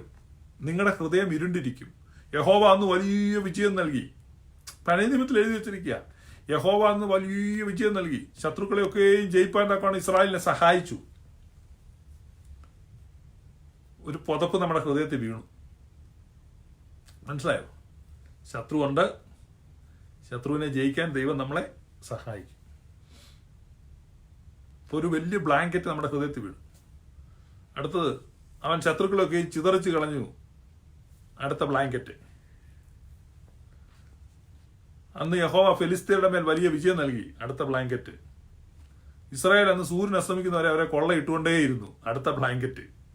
മനസ്സിലായി? അതായത് പഴയ നിയമം വായിക്കുമ്പോഴൊക്കെയും നമ്മുടെ ഹൃദയത്തിൽ ഇങ്ങനെ ബ്ലാങ്കറ്റുകൾ വന്ന് വീണുകൊണ്ടിരിക്കും. Blanket upon blanket upon blanket upon blanket. അപ്പൊ ഇരുണ്ടോണ്ടിരിക്കും, ഹൃദയം ഇരുണ്ടോണ്ടിരിക്കും. അങ്ങനെ കട്ട പിടിച്ച് ഇരുട്ടാണ്. ഓരോ ഉപവാസ പ്രാർത്ഥനയിലും പഴയ നിയമത്തിലെ ദീർഘമായ ടെക്സ്റ്റുകൾ എടുത്ത് ഈ പ്രവാചകന്മാർ പ്രവചിച്ചും പ്രസംഗിച്ചും കൈയടിച്ചും വിവരിച്ചും വർണ്ണിച്ചും ഇങ്ങനെ കേട്ടുകൊണ്ടിരിക്കുന്ന ഈ ഇവാഞ്ചലിക്കൽ സർക്കിളിലെ വിശ്വാസികളുടെ ഹൃദയം എന്ന് പറഞ്ഞു കഴിഞ്ഞാൽ കറുത്ത് കരിക്കട്ടയാണ്. ഒരു കാര്യം കുള്ളംഗ്രഹം പോലെ ഇരിക്കുകയാണ്. സ്നേഹശൂന്യമായ ഹൃദയമാണ്. വെളിച്ചം അവിടെ ഒട്ടുമില്ല. ഇരുൾ അവിടെ വാഴുകയാണ്. ഇരുളെന്നൊന്നും പറഞ്ഞാൽ പോരാ, കൊടുമിരുളെന്നുള്ള വാക്കൊന്നും അവിടെ മലയാള ഭാഷ തന്നെ പകച്ചു നിൽക്കുകയാണ്. അതിനെ ഒന്നും ഡിസ്ക്രൈബ് ചെയ്യാൻ പറ്റുന്നില്ല. അപ്പൊ അത്രമാത്രം കട്ട പിടിച്ച് ഇരുട്ടാണ്. അങ്ങനെ ഹൃദയമുള്ളവരൊക്കെ ഈ ശൂവീഡിയകളെ വെറുതെ വിടൂ. വല്ല കരുണയും പ്രതീക്ഷിച്ചിട്ട് കാര്യമുണ്ടോ? ഇത്തരത്തിൽ ഇരുണ്ടിരിക്കുകയാണ്. അപ്പൊ ഇങ്ങനെ മൂടുപടത്തിന് മുകളിൽ മൂടുപടം. ഇപ്പൊ ഈ അവസാനത്തെ 3 ദിവസം കൊട്ടിക്കലാശം നടന്നുകൊണ്ടിരിക്കുക. പഴയ നിയമ പുസ്തകം മുഴുവൻ വായിച്ച് യഹോവ അവിടെ യുദ്ധം നടന്നു, യുദ്ധത്തിൽ വലിയ ജയം നൽകി, കൊള്ളയുണ്ടായി, അവരെ ശത്രുക്കളെ ഓടിച്ചു, അവരുടെ ഗർഭിണികളുടെ വയറ് പിളർന്നു, അവരുടെ കുഞ്ഞുങ്ങളെ പിടിച്ചു പാറയിൽ അടിച്ചു, അവരുടെ സ്വത്തുക്കൾ മുഴുവൻ കൊള്ളയടിച്ചു, അവരുടെ യുവതികളെയൊക്കെ ബലാത്സംഗം ചെയ്തു. ഭയങ്കര സ്തോത്ര, ഹല്ലേലൂയ, ഗ്ലോറി. ആരാ? യഹോവ വലിയ വിജയം നൽകി. അപ്പൊ ഈ മോശയുടെ ഈ പുസ്തകം വായിക്കുമ്പോൾ നിങ്ങൾക്ക് ഇങ്ങനത്തെ ധാരണകളാണ് വന്നുകൊണ്ടിരിക്കും. ഹൃദയം ഇരുണ്ടുകൊണ്ടിരിക്കും. എന്നാൽ ക്രിസ്തുവിങ്കലേക്ക് തിരിയുമ്പോൾ മൂടുപടം ചീന്തപ്പെടും. കർത്താവ് എപ്പോഴേലും പറഞ്ഞോ, വാടാ പിള്ളേരെ നമുക്കിനി പോയി കുറച്ച് ബലാത്സംഗം ചെയ്യാം, അങ്ങനെ യേശു പറഞ്ഞു. അപ്പൊ പഴയ നിയമത്തിലെ കാര്യപരിപാടിയാണ് ഇവിടെ നടത്താൻ പോകുന്നതെങ്കിൽ കർത്താവ് ശിഷ്യന്മാരോട് പറയാം, വാടാ നമുക്ക് പോയി ശമരിയക്കാരെയൊക്കെ കൊള്ളയടിക്കാം. ശിഷ്യന്മാർക്ക് താല്പര്യം ഉണ്ടായിരുന്നു. ശിഷ്യന്മാർ ശമരിയ വഴി പോയപ്പോൾ പറഞ്ഞു, കർത്താവ് നിനക്ക് സമ്മതമാണെങ്കിൽ ഏലീഷ തീ ഇറക്കിയതുപോലെ, അല്ല ഏലിയാവ് തീ ഇറക്കിയതുപോലെ ഞങ്ങളിപ്പോ ഇവിടെ തീ ഇറക്കി ഇവരെല്ലാം കത്തിക്കാം. ഇവരെല്ലാം കത്തിക്കുമ്പോൾ ആണുങ്ങളെ കത്തിക്കുള്ളൂ, പെണ്ണുങ്ങളെ കൊണ്ട് പോരും. അങ്ങനെയാ സംഭവം. ശെഖേമിലൊക്കെ യാക്കോബിന്റെ മക്കൾ പോയി ചെയ്ത അങ്ങനെയാ. ഇതെല്ലാം ഒരു ഗോത്രവർഗ സംസ്കാരം, ഇരുണ്ട മനസ്സിന്റെ ചിന്തകളാ. കർത്താവ് ഒരിക്കൽ പോലും പറഞ്ഞില്ല നമുക്കെന്നാ പോയി കൊള്ളയടിച്ചേക്കാം, അല്ലെങ്കിൽ നമുക്ക് അപ്പുറത്തെ കുറച്ച് റോമാക്കാരുടെ തല തല്ലി പൊട്ടിക്കാം. യേശു പറഞ്ഞത്, അവരും നിന്നോട് ഭാരമെടുത്ത് കൂടെ ഒരു നാഴിക നടക്കാൻ ആവശ്യപ്പെട്ടാൽ നീ 2 നാഴിക നടക്കും. ശത്രു വിശക്കുന്നെങ്കിൽ നീ ഭക്ഷിക്കാൻ കൊടുക്കുക. ശത്രുക്കളെ സ്നേഹിക്കുക. സെന്റിയർലി ഡിഫറന്റ് ആണ്. പഴയ നിയമം വായിക്കുമ്പോൾ നിന്റെ ഹൃദയത്തിൽ ആ മൂടുപടം വീഴും. കാരണം ദൈവപ്രതിമയായ ക്രിസ്തുവിന്റെ സുവിശേഷം ഈ 31 ഈ വർഷത്തിന്റെ അവസാനം ആകുമ്പോഴേക്കും ശത്രുക്കളെ തകർക്കാനുള്ള പ്രാർത്ഥനകളാണ്.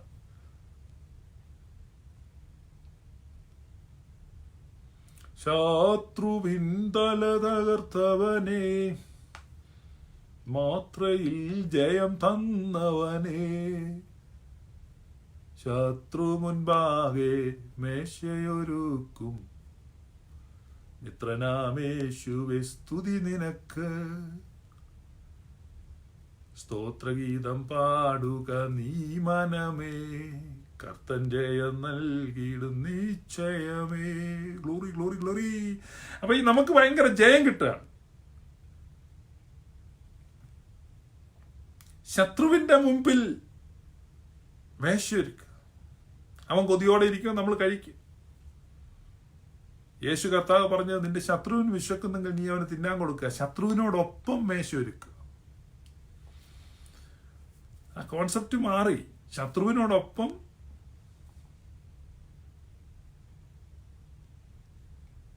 മേശയൊരുക്കുക. ശത്രുവിനോടൊപ്പം. എത്ര വ്യത്യാസമാണ്. അപ്പൊ നമുക്കൊരിക്കലും ആ പഴയ നിയമം വായിച്ചിട്ട് നമ്മുടെ ഹൃദയത്തിലേക്ക് ആ മൂടുപടം വീണു, നമ്മുടെ ഹൃദയം ഇരുണ്ടുപോയി. ആ ഇരുണ്ട ഹൃദയത്തിന്റെ ഉടമയായിട്ടിരിക്കുക. ആ ഇരുണ്ട ഹൃദയങ്ങളുള്ളവർക്ക് ഒരിക്കലും ഗ്ലോറിയസ് ഗോസ്പൽ എന്താണെന്ന് മനസ്സിലാകത്തില്ല. അവരുടെ ഹൃദയങ്ങളിൽ ഈ ഗ്ലോറിയസ് ഗോസ്പൽ ശോഭിക്കത്തില്ല.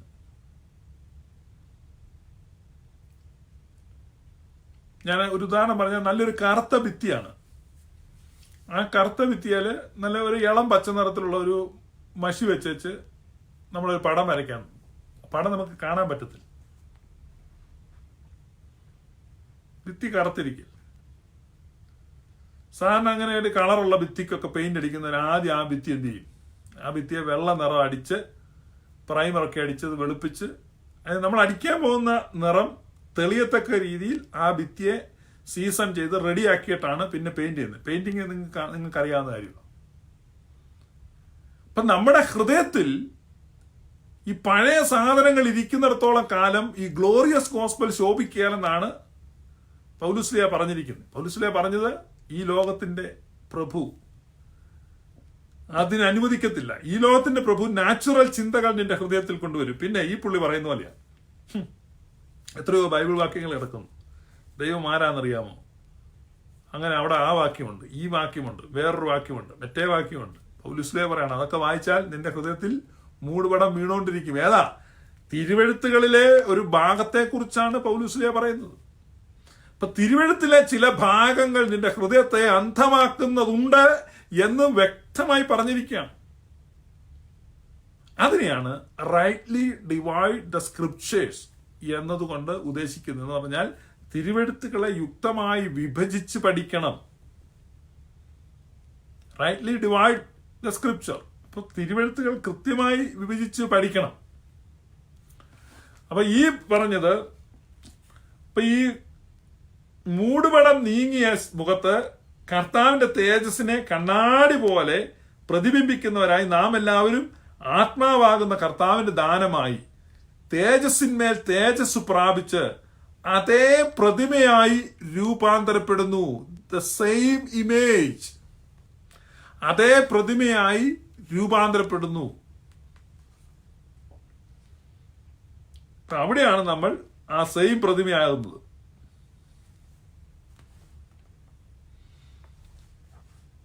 ഇതാണ് പ്രതിമയുടെ സുവിശേഷം, അല്ലെങ്കിൽ the gospel of image of God, ദൈവ പ്രതിമയുടെ സുവിശേഷം. അതാണ് ഗ്ലോറിയസ് ഗോസ്പൽ.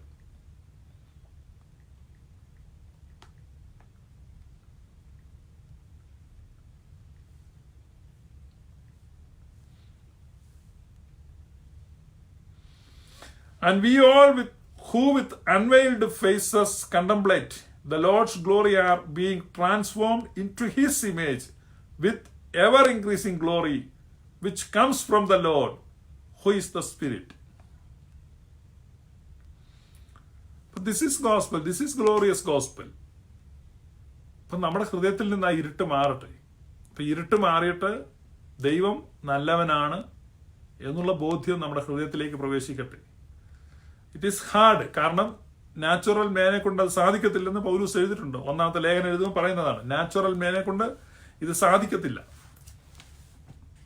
അപ്പം നമ്മളിൽ ആ പ്രാകൃതത്വം ഉണ്ടെങ്കിൽ നമുക്കൊരിക്കലും ഇത് വിശ്വസിക്കാൻ, ഗ്രഹിക്കാൻ കഴിയത്തില്ല. അപ്പം അതിനാണ് നമ്മൾ ദൈവത്തോട് സംസാരിക്കാൻ. Spend time with the Lord എന്ന് പറഞ്ഞു കഴിഞ്ഞാൽ, ഞാൻ മുമ്പ് പറഞ്ഞാൽ വേറെ ഒന്നും ടിക്കറ്റ് എടുത്ത് പോയി കൈപൊക്കി നിൽക്കുകയൊന്നും വേണ്ട. നിങ്ങളുടെ ആ ഡേ ടു ഡേ ലൈഫിൽ, നിങ്ങളുടെ ഡേ ടു ഡേ റുട്ടീനകത്തൂടെ ദൈവത്തോട് സംസാരിക്കാൻ പറ്റും. നിങ്ങളൊരു ഓഫീസിൽ ഒരു അക്കൗണ്ടന്റ് ആയിട്ട് ജോലിയാണെങ്കിൽ നിങ്ങളുടെ അക്കൗണ്ട് വർക്ക് ചെയ്യുന്നതിനിടയിൽ തന്നെ ദൈവത്തോട് സംസാരിച്ചുകൊണ്ടിരിക്കാൻ പറ്റും. നിങ്ങളൊരു ഡ്രൈവർ ആണെങ്കിൽ ഡ്രൈവ് ചെയ്തുകൊണ്ടിരിക്കുമ്പോൾ തന്നെ ദൈവത്തോട് സംസാരിക്കാൻ പറ്റും. കാരണം നിങ്ങൾ എത്രയോ പേര് ജോലി സ്ഥലത്ത് എന്നോട് ചാറ്റ് ചെയ്യുന്നു, മനസ്സിലായോ? അതായത് ഓഫീസിലാണെന്നൊക്കെ പറഞ്ഞ് ഭയങ്കര തിരക്കേറിയ ജോലിക്കിടയിൽ എന്നെ ഫോൺ വിളിക്കുന്നവരുണ്ട്. അപ്പൊ എന്നെ പോലെ ഒരു മൊട്ടത്തലയിലൊക്കെ ആളുകൾ ഫോൺ വിളിക്കുന്നുണ്ടെങ്കിൽ അവരെത്ര അധികമായിട്ട് അവർ പ്രേമിക്കുന്ന ആളുകളൊക്കെ ഫോൺ വിളിക്കും. കണ്ണ് തെറ്റിയാൽ വിളിച്ചു പറയും. എന്നോട് എന്തായാലും ഈ ലൈവിന്റെ കാര്യം കേട്ടതിന് സംശയം ചോദിക്കാനൊക്കെ പോലും ആളുകൾ ജോലിക്കിടന്ന് വിളിക്കുന്ന ടെക്സ്റ്റ് ഒക്കെ അയക്കും. അപ്പൊ അങ്ങനെ സാധിക്കുമെങ്കിൽ നിങ്ങളുടെ ഡേ ടു ഡേ റുട്ടൈന്, നിങ്ങളുടെ ജോലിക്കിടയിൽ, നിങ്ങളുടെ തിരക്കിനിടയിൽ, നിങ്ങളുടെ യാത്രക്കിടയിലൊക്കെ നിങ്ങൾക്ക് കർത്താവിനോട് സംസാരിക്കാൻ പറ്റും. ആ കർത്താവിനോടുള്ള സംസാരത്തിൽ നിങ്ങളുടെ ആ മൂടുപടങ്ങൾ ഒന്നൊന്നായി മാറ്റപ്പെടും. മൂടുപടങ്ങൾ 1 by 1 ആയിട്ട് മാറ്റപ്പെടുമ്പോൾ ആ മൂടുപടം നീങ്ങുന്ന ഹൃദയത്തിൽ കർത്താവിന്റെ തേജസ് വിളങ്ങാൻ തുടങ്ങും. കർത്താവിന്റെ തേജസ് വിളങ്ങാൻ തുടങ്ങുമ്പോൾ അവനിൽ നിന്ന് തേജസ്, വീണ്ടും തേജസ്, വീണ്ടും തേജസ്, ഗ്രാജുവലി നമ്മൾ എന്തായി മാറും? ക്രിസ്തു എന്ന അതേ പ്രതിമയായി മാറും. ഇപ്പോൾ നീ എങ്ങനെയാണ് കാണുന്നത്? മരങ്ങൾ പോലെ കാണുന്നു. അപ്പൊ കർത്താവ് വീണ്ടും അവനെ ടച്ച് ചെയ്യും. ഇപ്പൊ ഞാൻ വ്യക്തമായി കാണുന്നു. ആ വ്യക്തമായ കാഴ്ച, ദൈവത്തിന്റെ ഇമേജിന്റെ വ്യക്തമായ കാഴ്ചയിലേക്ക് നമ്മൾ പൂർത്തീകരിക്കുന്നു. അതാണ് സ്പിരിച്വൽ ഗ്രോത്ത്. അതിന് നമ്മളെ തടയുന്നതാണ് ഈ വേൾഡ്ലി സിസ്റ്റം. അതുകൊണ്ടാണ് ഈ ലോകത്തിന്റെ പ്രഭുവാണ് നമ്മളെ തടയുന്നത് എന്ന് പറയുന്നത്. അതിനാണ് പൗലൂസിനെ അയക്കുമ്പോൾ കണ്ണുകൾ തുറക്കാനാണ് നിന്നെ അയക്കുന്നതെന്ന് പറയുന്നത്. അതുകൊണ്ടാണ് പൗലൂസ് പ്രാർത്ഥിക്കുമ്പോൾ ഇവരുടെ ഹൃദയദൃഷ്ടി പ്രകാശിക്കണം എന്ന് പ്രാർത്ഥിക്കുന്നത്. അപ്പം നമുക്കും കർത്താവിനോട് പറയാം, കർത്താവ് ഞങ്ങളുടെ ഹൃദയദൃഷ്ടി പ്രകാശിപ്പിക്കണമേ. 10-20 കൊല്ലമായി ഇവമാർ പുതപ്പെട്ട് ഓരോ ഉപവാസ പ്രാർത്ഥനയിലും പുതപ്പെടും. ഇന്ന് യോഗത്തിന് പോരാരും നാളെ യോഗത്തിന് പോകല്ലോ കേട്ടോ. ഇന്ന് വീണ പുതപ്പ് തന്നെ വലിയ കരിമ്പടമാണ്, നാളെ വേറെ വലിയ കരിമ്പട അവരിടും. അതുകൊണ്ട് സ്റ്റോപ്പ് ഗോയിങ് ദയർ. അവിടെ ഇനിമേൽ കൂടുതൽ പുതപ്പൊന്നും നമുക്ക് വേണ്ട, വന്ന പുതപ്പ് തന്നെ കണ്ടവാനുണ്ട്, കെട്ട് കണക്കിന് എടുക്കുക. പണ്ട് ഈ കോട്ടയത്ത് മെഡിക്കൽ കോളേജിനടുത്ത് PU തോമസ് എന്ന് പറഞ്ഞ് ഒരാളുണ്ട്, നിങ്ങൾക്കറിയാം, നവജീവൻ ട്രസ്റ്റ്, നിങ്ങളൊക്കെ കേട്ടിട്ടുണ്ടായിരിക്കും. വളരെ നിസ്വാർത്ഥമായി രോഗികളെ പരിചരിക്കുകയും അലഞ്ഞു തിരിയുന്നവരെയൊക്കെ സംരക്ഷിക്കുകയും പുനരധിവസിപ്പിക്കുകയും 2 നേരവും മെഡിക്കൽ കോളേജിലുള്ള രോഗികൾക്കും കൂട്ടിരിപ്പുകാർക്കും സൗജന്യമായ ഭക്ഷണം കൊടുക്കുകയൊക്കെ ചെയ്യുന്ന വലിയൊരു പ്രവർത്തനം നടത്തുന്ന ആളാണ് PU തോമസ്. മെഡിക്കൽ കോളേജിലെ ഒരു അറ്റൻഡർ ആയിരുന്നല്ല, വലിയ ഉന്നത വ്യക്തിയൊന്നുമല്ല. അദ്ദേഹം തീർച്ചയായും ദൈവസംബന്ധമായ ഉന്നത വ്യക്തിയാണ്. അപ്പൊ അദ്ദേഹത്തിന്റെ വോളണ്ടിയേഴ്സ്, പണ്ട് ഈ കോട്ടയം ടൗണിൽ ഒരു കിറുക്കനുണ്ടായിരുന്നു. അവനെ അങ്ങനെ ഈ കിറുക്കന്മാരെല്ലാം ഓടിച്ചിട്ട് പിടിച്ച് കുളിപ്പിക്കുകയായിരുന്നു. അവരുടെ കുളിപ്പിച്ച് ഇങ്ങനെ അവരുടെ ക്യാമ്പിൽ കൊണ്ടുപോയിട്ട് ട്രീറ്റൊക്കെ ചെയ്ത് ഒത്തിരി പേര് സുബോധമൊക്കെ വന്നു. ആ കാലത്ത് ഇവനെ പിടിച്ചു, ഇവനൊരു കറുത്തിരുണ്ട് ചെളി പിടിച്ച് ഒരുത്തനാണ്. അവനെ കുളിപ്പിച്ച് ഒന്നൊരു തമാശ പറയുന്ന. അപ്പം കുളിപ്പിച്ച് വന്നു കഴിഞ്ഞപ്പോഴേക്കും നല്ല വെള്ളം നിറം. അപ്പോഴേക്കും കുളിപ്പിച്ചോണ്ടിരുന്നിടത്തും പറഞ്ഞു, അയ്യോ ഇവൻ വെളുത്ത ആളായിരുന്നു, ഇത്രയും വെള്ളം നിറം. എന്നിട്ടും വേറൊരു പറഞ്ഞു ചോദിച്ചോക്കെ, ചേട്ടാ അത് അവൻ വെളുത്തല്ല, അവൻ പണ്ടിട്ട് ഒരു ബനിയനാന്ന് പറഞ്ഞു. കാരണം പണ്ടങ്ങാണ്ടിട്ട ബനിയനാ, ചെളി പിടിച്ചിങ്ങനെ മൂടി കിടക്കാൻ എന്ന് പറഞ്ഞ നാളുകൾക്ക് മുമ്പ് എന്ന് പറഞ്ഞതുപോലെ എത്രയോ വർഷമായി ഈ തരത്തിലുള്ള യോഗങ്ങളിൽ പോയി പുതപ്പുകൾ വീഴാൻ തുടങ്ങിയിട്ട്. കുഞ്ഞപ്പി ഉപദേശി ഇട്ട പുതപ്പ് തൊട്ട് കിടക്കുക. ശ്വാസപ്രവാചകി, കുഞ്ഞപ്പി ഉപദേശി, പ്രസാദ് പാസ്റ്ററും, പിന്നെ മറ്റേ പ്രവാചകനും, ആ പ്രവാചകനും, ഈ പ്രവാചകനും ഓരോ പ്രാവശ്യം നിങ്ങൾ പുതപ്പ് ഏറ്റുവാങ്ങിക്കൊണ്ടാണ് വീട്ടിലേക്ക് പോകും. വെറുപ്പിന്റെ പ്രത്യയശാസ്ത്രത്തിന്റെ, ന്യായവിധിയുടെയും ദൈവക്രോധത്തിന്റെയും പുതപ്പുകൾ, കട്ടിച്ചാക്കുകൾ, കുട്ടിച്ചാക്കുകൾ ഒക്കെ നനച്ച് നിങ്ങളുടെ ഹൃദയത്തിൽ ഇട്ട് തരികയായിരുന്നു. ആ ഭാരമാണ് നിങ്ങളുടെ ഹൃദയത്തിൽ ഇരിക്കുന്നത്, ആ ഇരുളാണ് നിങ്ങളുടെ ഹൃദയത്തിൽ ഇരിക്കുന്നത്. പുതപ്പിന്റെ മേൽ പുതപ്പ്, പുതപ്പിന്റെ മേൽ പുതപ്പ്, അതിന്റെ മേൽ കമ്പിളി, അതിന്റെ മേൽ ചാക്ക്, അതിന്റെ മേൽ പുതപ്പ്, അതിന്റെ മേൽ ചാക്ക്, അതിന്റെ മേൽ വലിയ കട്ടിക്കമ്പളം, ഇങ്ങനെ ഇട്ടിട്ട് തന്നു. നിങ്ങൾ എത്രയോ സ്ഥലത്ത് പോയി അത് ഏറ്റുവാങ്ങി. അതാ പറഞ്ഞത്, മൂടുപടത്തിന് മേൽ മൂടുപടത്തിന് മേൽ മൂടുപടം വീണ് നിങ്ങളുടെ ഹൃദയം തണുത്ത് മരവിച്ച് ഇരുണ്ട് പോയി. എന്നാൽ കർത്താവിലേക്ക് തിരിയുക, ആ മൂടുപടങ്ങൾ മാറട്ടെ. ആ മൂടുപടങ്ങൾ മാറുന്ന ആ പ്രതലത്തിൽ ക്രിസ്തുവിന്റെ തേജസ്, ഗ്ലോറി അവിടെ വരട്ടെ. His love, his grace, his Mercy, അത് ഹൃദയത്തിൽ തെളിഞ്ഞു വന്ന് ആ ക്രിസ്തു എന്ന പ്രതിമയെ കാണുവാൻ, ക്രിസ്തു എന്ന പ്രതിമയായി രൂപാന്തരപ്പെടുവാൻ നിങ്ങൾക്ക് ഇടയാകട്ടെ. Thank you for watching. ഞാൻ നോക്കട്ടെ കമന്റുകൾ ആരെങ്കിലും എഴുതിയിട്ടുണ്ട്. എല്ലാവർക്കും നാളത്തെ തിരുക്കുടുംബത്തിന്റെ നമ്മുടെ റോഷൻ ജോസഫ് എന്തോ ഒരു പെരുന്നാൾ ആശംസ അർപ്പിക്കുന്നു. ഞങ്ങളുടെ ബോധങ്ങളും വിചാരങ്ങളും വരാനായിരിക്കുന്നു.